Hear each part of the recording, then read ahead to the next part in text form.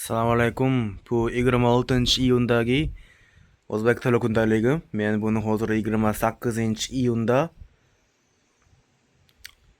kunduzgi soat 3 da buni gapiryapman. Men buni hozir birinchida yozmay, ChatGPT bilan tekshirmay faqat ovozda gapiryapman. Men juma kunida soat 8gacha ishlagandan keyin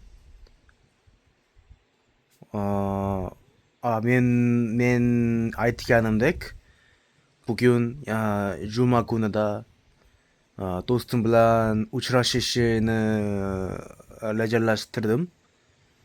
Bu soat 3da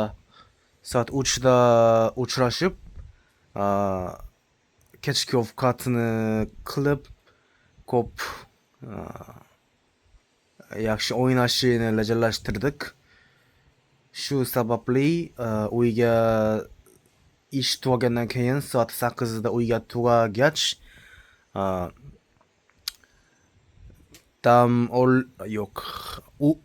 uxlashni rejalashtirdim. Tezroq uxlashishni rejalashtirdim. Lekin ko'zim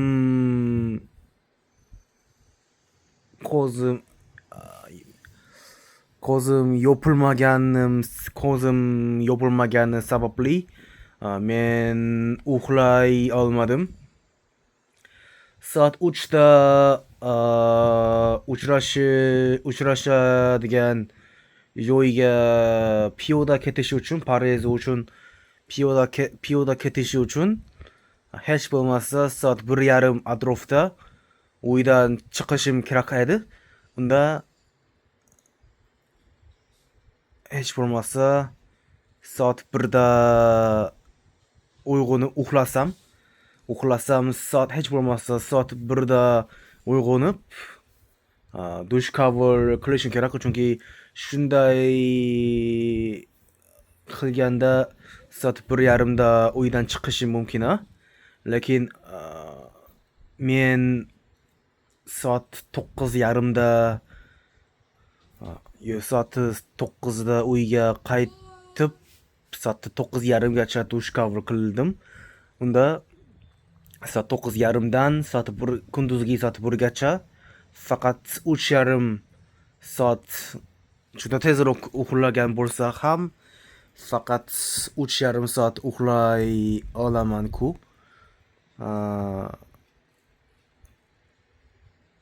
Men shunday qisqa vaqtni ham uxlash uchun telefonimda budilnikni qo'yib otamning karavotida yotdim. Lekin aytganimdek ko'zim yaxshi yopilmagani sababli men uxlay olmadim. Soat 11:30 atrofgacha men uxlashim mumkin emas edi. Unda men uxlash uchun karavotda yotishni to'xtab, telefonim orqali men juda yaxshi ko'rgan o'yin Clash Royale o'yinini o'ynadim. Shunday qilgandan keyin soat 1:30da uydan chiqib do'stim bilan uchrashish uchun piyoda sushi restoraniga ketdim. Sushi restorani esa Sangmu tumanida joylashgan. Sangmu tumani esa men hozir yashaydigan Gwangju shahridagi eng mashhur joylardan biri. Masalan, ko'p shaharda odamlar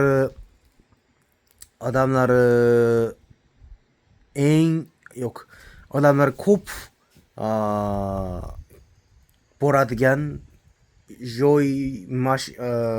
joy tumani bormi? bor ekan. Masalan, Seulda, Seul shahrida Seul shahrida masalan, Seul shahri juda ko'p. Masalan, Toshkentda ham Ming'orq bekat va men uning nomini hozir unutdim. Toshkentda juda baland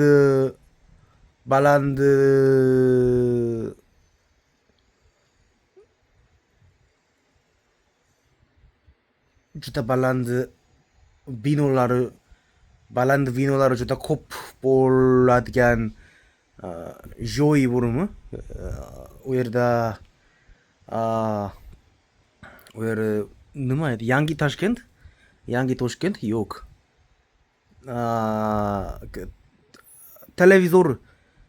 Teleminora joylashgan tuman.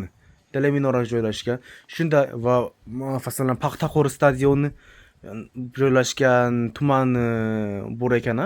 Masalan, dam olish kunlarda yoki ish tugagandan keyin kechki soatida odamlar ko'p borib, masalan, boshqa odamlar bilan uchrashish uchun va o'ynash uchun ko'p boradigan joy hamma shaharda bor ekan. Shunday joy Gwangju shahrida esa Sangmu tumani. Gwangju shahrida shunday mashhur joy juda ko'p. Eng katta joy yo'q. Masalan, Janubiy Koreyada Daegu shahrida esa Tunsandong, to'g'rimi? Tunsandong degan tumani eng katta, shahrda eng katta joy tumani va lekin Gwangjuda esa Cheomdan tumani, Sangmu tumani, Chungjanlo shunday kichkina mashhur tumanlar ko'p. Men bugun Sangmu tumaniga ketib borib, do'stim bilan sushi restoraniga borib, sushi restoranida kechki ovqatni qilishni rejalashtirdik. Sangmu tumani men Sangmu tumaniga uncha ko'p bormaganman. Chunki bilmayman. U yerga do'stimlar, ish joy, maktab, universitet, avtobus,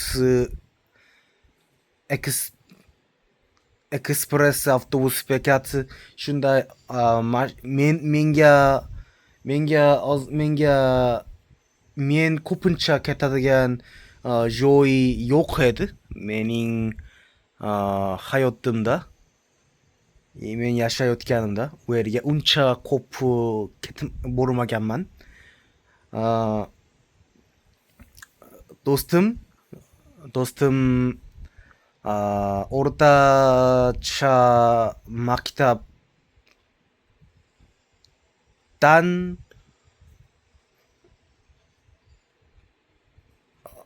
do'stim esa o'rtacha maktabdan yaqin bo'ladigan odam. U bilan uchrashib sushi restoraniga bordik. Bu esa faqat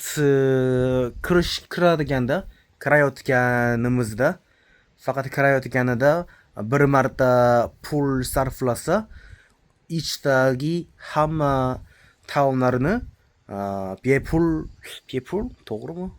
Hamma taomlarini yeya oladigan restoran.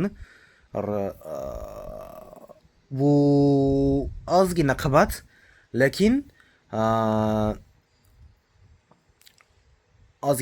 lekin taomlarini ko'p yeyishi uchun juda arzon. Masalan, boshqa sushi restoraniga borsak, biz juda biz ozgina semiz, biz men va do'stim ozgina semiz va taomlarini juda ko'p yeyamiz. Shunday bo'lsa, boshqa sushi restoraniga borsak, u yerdagi juda mazali yeya olamiz, lekin pul ham juda ko'p sarflashimiz kerak. Lekin bu Kuku nomli sushi restoraniga ketsak, arzon, boshqa ozgina mazali emas, ozgina yomon sushilar, lekin arzon yeya olamiz. Chunki biz juda ko'p yeyish uchun ketgan edik. Do'stim bilan sushi va boshqa taomlarni juda ko'p yedik. Shu sababli mening qo'rnim juda katta bo'ldi. Mening qo'rnim juda katta bo'ldim. Men ozgina yomon edi. Final yedish. Faqat bir yedishi kamroq yesam juda yaxshi bo'lardi-ku. Lekin mening ishtaham juda katta bo'lgan sababli hammasini yegan bo'lsam ham finalda eng oxirida desertni yeyishim kerak edi. Lekin buni yegandan keyin mening qo'rnim juda katta bo'lib qo'ydi. Shu sababli men yaxshi yurishi ham mumkin emas edi. Biz kechki ovqatni hammasi qilgandan keyin yaqindagi kafega bordik. Bu kafe esa qahvani sotib olgandan keyin buni sotib olib, buni boshqa komik kitoblarni o'qiyotganimda buni icha oladigan kafe, icha oladigan joy. Biz u yerda komik kitobini o'qishni rejalashtirdik. Lekin sushi restoranida juda ko'p yegan sababli komik kitobni yaxshi o'qimay u yerda ko'p uxlab yubordik. Juda ko'p uxlab yubordik. 1 soatlar atrofida uxladik va soat 7da uyg'onib, u yerda uyg'onib, chunki men va u kecha uxlamaganmiz. Men esa kechqurunda tongda ishlaganim sababli uxlamadim va u esa hozir universitetda semestr tugadi va u hozir dam olib elektronik sertifikat uchun hozir o'rganyapti. Bu universitetdan bitirishi uchun bu elektronik sertifikatni olishi kerak va odatda bu sertifikatni ikkinchi kursda yoki uchinchi kursda buni oladi, lekin u hozir ikkinchi kursda buni olishi uchun o'rganyapti. U gapirganda uning gapida esa hozir buni olishi mumkin emas edi, chunki bu juda qiyin. Bu elektronik sertifikati juda qiyin. Lekin buni o'qisa, o'rgansa, kelasi semestrdagi darslarini yaxshi tushuna oladi. Shu sababli hozir dam olish kunlarida ham buni kam o'rganyapti. U shunday gapirdi. Baribir u bu sertifikatini o'rganishi uchun o'rgangani sababli u ham tongda uxlamadim. Shu sababli biz juda charchagan edik va bu kitob kafesida uxlab qo'ydik. Soat 7:30da uyg'ongandan keyin biz avtobusda minib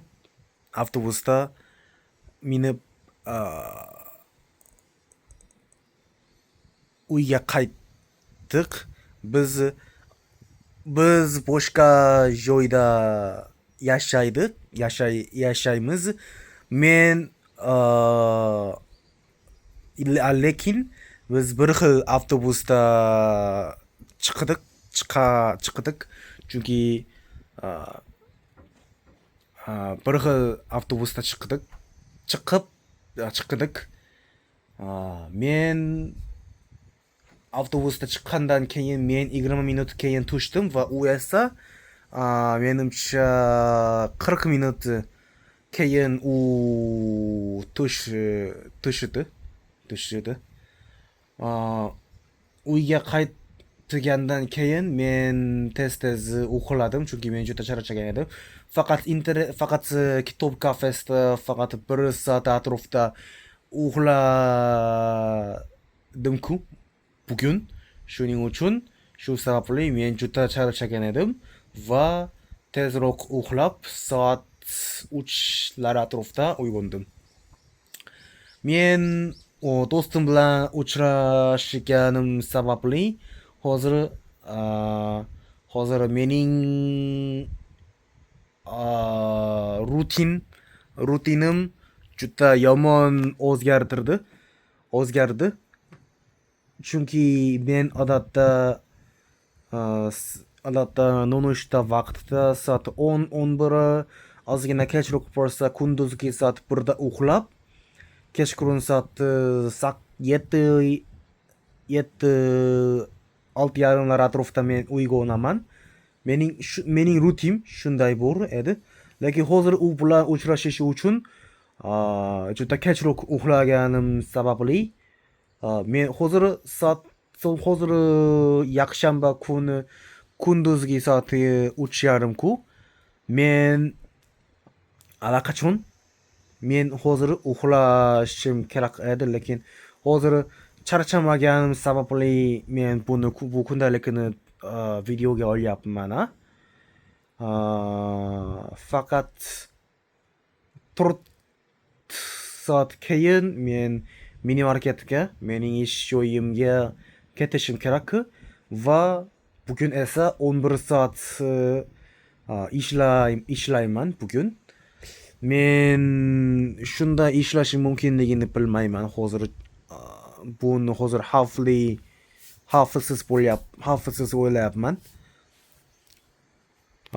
Men kechagi kundalikni ishlayotganimda yozmoqchiman. Hozir CRM musobaqasi qilyapti. Men kecha buni juda qiziqarli ko'rdim. Men bu haqida kechagi kundalikda 27-iyundagi o'zbek tili kundaligimda buni yozib gapirmoqchiman. Rahmat.